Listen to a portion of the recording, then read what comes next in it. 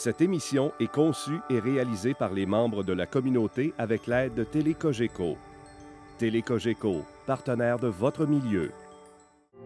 Cette émission vous est présentée en partenariat avec la Société d'histoire du Lac-Saint-Jean, qui se préoccupe de rendre accessibles les éléments de notre patrimoine qui ont façonné l'histoire de la région et la vie quotidienne de ses habitants, ainsi qu'avec la participation financière de la résidence funéraire Lac-Saint-Jean, propriété exclusive des gens du milieu qui accompagne et soutient les familles endeuillées depuis plus de 3 décennies avec respect et compassion. Ici Mélissa Raté, bienvenue à nos bâtisseurs. Notre invité est devenu frère mariste en 1948. Il a enseigné pendant de nombreuses années, en plus de s'occuper des activités sur la patinoire pour les équipes de hockey. Il est le fondateur du tournoi Midget d'Alma. Aujourd'hui, frère Claude Lavallée.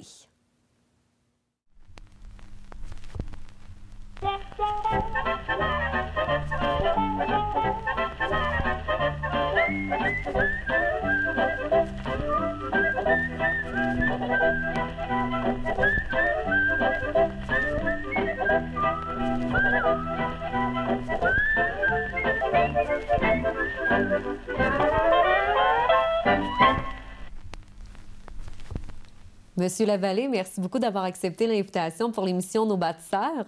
Ça me fait plaisir.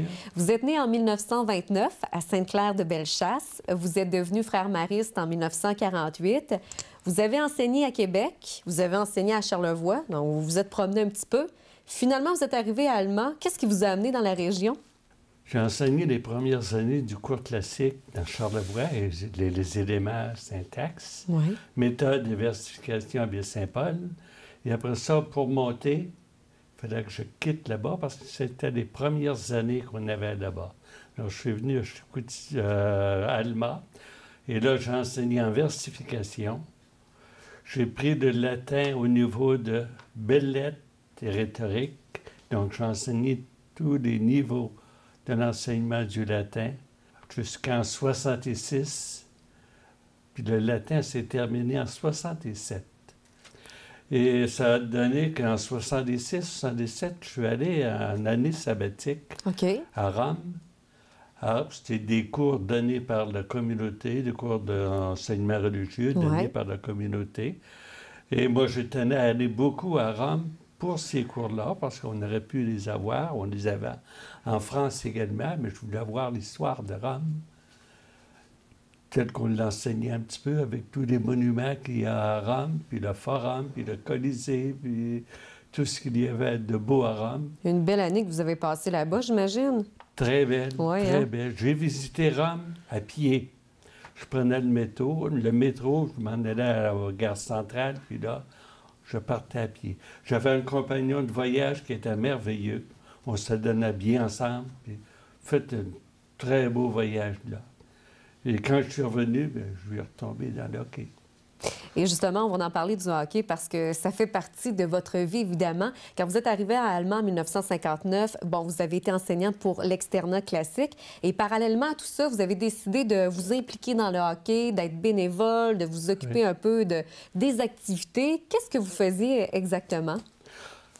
J'étais entraîneur de l'équipe de l'École supérieure Champagnat d'Alma, ce qu'on appelle encore l'ESCA. Oui. École supérieure Champagnat-Alma. C'était au niveau juvénile. Et puis, il y avait à ce moment-là 4 équipes juvéniles. Il y avait l'œuvre des terrains de jeu de nos villes, les bons loisirs de nos villes, qui était dirigée patronnée par les frères de l'instruction chrétienne. Il y avait la police juvénile.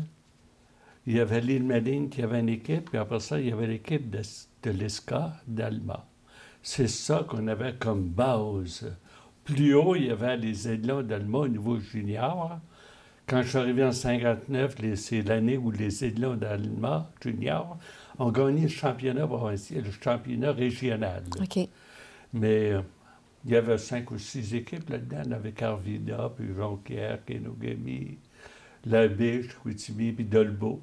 Mais en bas de ça, là, on n'avait rien de structuré comme compétition. Il se passait quelque chose dans les différentes paroisses. On a commencé à ce moment-là à fonder. C'était les débuts un peu, là. Oui, avoir du bantam, puis du pee-wee, puis les premières années, on partait au pee-wee, non pas des atomes puis des mouches, là, comme on appelle. Est-ce que vous étiez un passionné de hockey? Ben, pour faire 50 ans de hockey, là, je pense faut que aimer oui, ça. Faut être passionné de oui, ça. Hein? Ouais, faut être passionné de ça. Et moi, ça me faisait en même temps une espèce de divertissement, un repos. Hein. Tu laisses la classe, tu t'amuses de ça. Et le lendemain matin, j'étais bien content de revenir à l'école pour travailler avec les jeunes dans l'enseignement. C'était des années très agréables que j'ai eues à Alma, ici. Parce que maintenant, il faut le dire, vous avez quitté la région, vous êtes à l'extérieur, mais vous êtes revenu pour justement l'enregistrement de l'émission Nos bâtisseurs. C'est vraiment un plaisir de vous recevoir. Le hockey, évidemment, fait partie de votre vie. Si on parle du tournoi midget d'Alma, évidemment, c'est une tradition depuis 40 ans parce que, bon, en 2012, le tournoi midget a fêté ses 40 ans. Oui. Comment vous avez fondé le tournoi midget? L'idée part d'où? Comment ça s'est fait, les premiers débuts? C'est une aventure, ça. Oui, hein? On était 5 qui s'occupaient du hockey mineur, puis on a décidé, un bon jour, de dire, mais le tournoi, là, il n'y en a pas. Il faut en organiser un. Il y en avait un à Dolbeau qui existait depuis quelques années pour les équipes de la région. Mais nous autres, on voulait en faire un. Il y avait Normand Tremblay qui était président. Moi, j'étais enregistraire là-dedans. Il y avait Guy Bergeron qui a toujours été le trésorier des activités de sport. Hein. Puis il y avait Gaston Simard de Saint-Joseph. André Boivin, qui s'est occupé du sport à Saint-Jules, puis qui est rentré là-dedans. Puis on a dit, on va essayer quelque chose. On va essayer. On va commencer par régional. Et comme on n'avait pas d'argent, on n'avait pas de fonds, absolument rien, chacun fournit 25 $ pour payer la paperasse. Notre propre poche. Pour payer les annonces un petit peu, puis communiquer avec les équipes. Et ça a commencé. Puis... chacun a fait des 5, a fait 5, 6, 7, 8, 10 ans là-dedans, là, puis s'est remplacé après. Mais on a eu des bons remplaçants qui tenaient au hockey. C'est ça, il y a eu une belle relève. Une belle relève. C'est pour ça que ça a duré 40 ans, puis ça va durer encore. Et justement, le tournoi a commencé petit, j'imagine, la première année. Oui, c'est en 73. 73 déjà. En 73, oui. Moi, j'avais commencé à m'occuper du registrariat au hockey mineur là, en 65, puis je l'ai fait jusqu'en 2005. Très belle carrière. Oui, hein? Moi, j'aimais ça, travailler là-dedans. Là, puis, ce que j'aimais, c'est notre récompense qu'on avait, nous autres, c'était d'aller au championnat provincial pour voir nos équipes. Puis les équipes, le midget qu'on avait, moi j'ai travaillé dans les équipes midget. Oui. C'est Pierre-Yves Boivin qui avait fondé ça. Il est décédé il y a quelques années.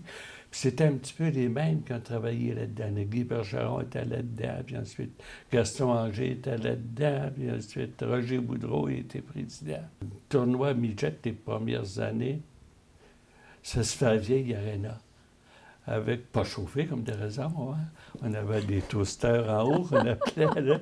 La tête nous chauffait, mais les pieds nous gelaient. C'est ça, hein? C'était... On a fait 2 années là-dedans avant que le crêpe soit prêt, la bâtisse actuelle de Mario Tremblay.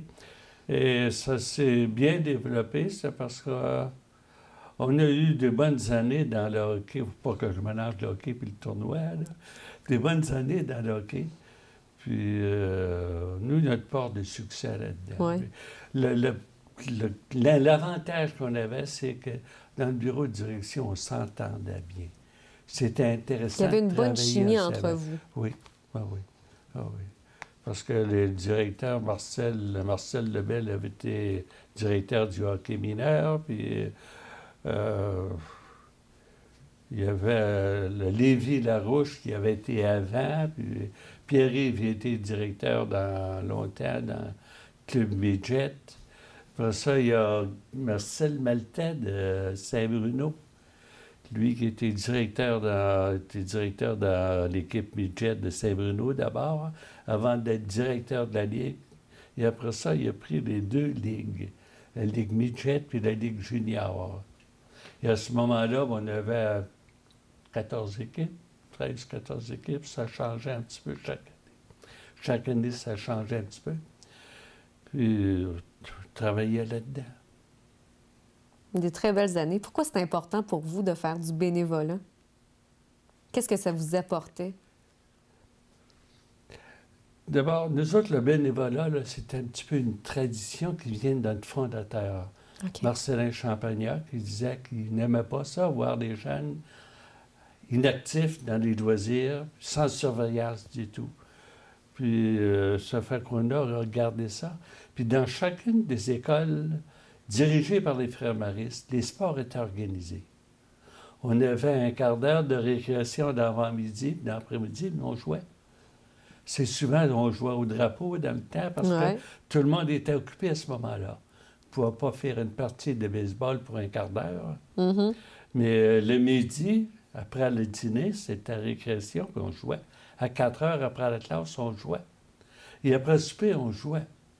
L'hiver, on mettait les patins 3-4 fois par jour. L'été, quand il faisait beau, ben, c'était le petit baseball. Il fallait s'occuper, là, finalement. Il fallait s'occuper, il fallait occuper des jeunes. Puis le hockey, ou n'importe quel sport, c'est une école de formation pour les jeunes. Oui. Ils apprennent à gagner ensemble, puis mettre leur ego de côté un petit peu. C'est l'équipe qui a gagné. Hein. Ils apprennent aussi à perdre ensemble sans accuser le voisin qui a fait une erreur. On gagne une équipe, on perd une équipe. On perd une équipe. Voilà. Puis il y a un instructeur qui disait... Tu ne mérites pas de gagner si tu n'as pas appris à perdre avec dignité, en respectant l'autre équipe qui a joué. Puis être capable de dire, ils ont bien joué, ils ont joué mieux que nous autres ce soir. Puis des fois, ils ont été plus chanceux, mais ça ne fait rien. Mais quand on regarde les Jeux olympiques qui se passent actuellement, qui sont passés, là, le candidat qui arrive à quelques centimètres du podium, qui a une 4e place, il n'y a pas de trophée. Non. Puis on n'a pas vu personne faire une crise parce qu'il a manqué un point, mais il a manqué le podium, ou il dit l'instructeur s'est peut-être trompé, ou le juge s'est peut-être trompé. Non, ils ont accepté ça, puis ils ont eu la politesse de dire l'adversaire a bien joué, il méritait de gagner. Des fois, on méritait de gagner, mais quand même, on l'accepte, c'est le juge qui a décidé. Voilà. Ouais. On peut pas avoir le contrôle de tout non plus. Non, c'est impossible. Monsieur Lavallée, le temps file beaucoup. Je sais que on a parlé du tournoi midget. Les Aiglons d'Alma aussi fait partie de votre vie au niveau du hockey. Votre plus beau souvenir pendant vos 40 quelques années de bénévolat au hockey, ce serait quoi rapidement? Moi, il y a une chose que je me rappelle toujours. C'est qu'on jouait au hockey dans des finales, quelque chose comme ça. Hein. Puis il y a un joueur de hockey qui jouait à la défense, c'est son nom encore, qui a fait une erreur, ça arrive à tout le monde, puis on s'est fait scorer un but. Puis le joueur il est parti à la course, s'est venu au banc en pleurant. Moi, je suis allé le voir, j'ai dit, c'est pas la fin du monde, c'est un but. Il va en arriver encore. On se reprend, puis on continue. Fait que je l'ai renvoyé sur le jeu. Il a bien joué le reste de la joute. Puis après ça, il est allé jouer à l'extérieur, puis il a eu confiance en lui. Puis les plus belles récompenses là, pour un instructeur, c'est pas nécessairement un trophée. C'est de voir un jeune qui se développe, qui prend confiance en lui, qui se prépare un petit peu aussi pour la vie, qui a pris des bonnes habitudes quand il jouait au hockey. Il fallait qu'il arrive à l'heure pour prendre l'autobus avec les autres.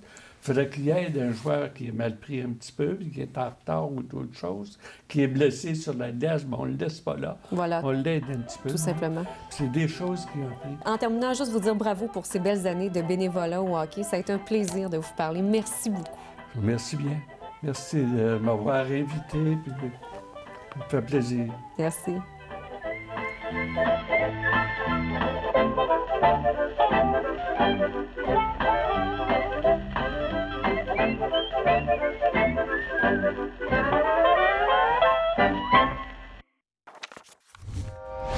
Télé Cogeco, un service exclusif aux clients de Cogeco.